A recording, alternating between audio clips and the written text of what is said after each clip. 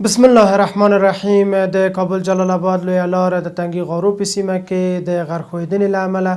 د ترافیک پر مخ تړل شوې وه چې نن سهار د ټولګټو وزارت د عملیاتي ټیمونو لخوا پاککاري شوه، خو نن ورځ 12 بجې بیا هم له غر څخه ډبرې د سړک سطحې ته راښودلی او لاره بیرته د ترافیک پر مخ تړلې ده. دغه راز د کابل جلال آباد پر لویې لارې سربیره د ورښتونو او سیلابونو راوتلو له امله د کونړ نورستان سرک د غور ولایت چهارسده ولسوالۍ مسیر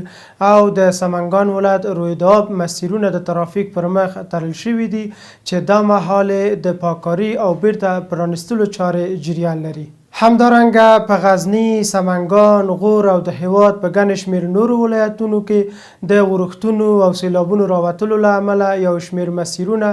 او لویې لارې په موقتي ډول د ترافیک پر مخ تړل شوې چې د یاد وزارت د اړوندو ولایتي ټیمونو لخوا پاککاري او بیرته د ترافیک پر مخ پرانیستل شوي دي. د ټولګټو وزارت عملیاتي ټیمونه په ټولو ولایتونو کې چمتووالی لري چې د ورښتونو او سیلابونو پر مهال د هیواد مسیرونه او لویې لارې پاککاري او هیوادوالو ته د تګ راتګ په برخه کې اسانتیاوې رامنځته کړي او ټولګټو وزارت له ټولو درنو هیوادوالو څخه غوښتنه کوي چې له اړتیا پرته دې له صعب العبورو لارو څخه تګ راتګ ونه کړي.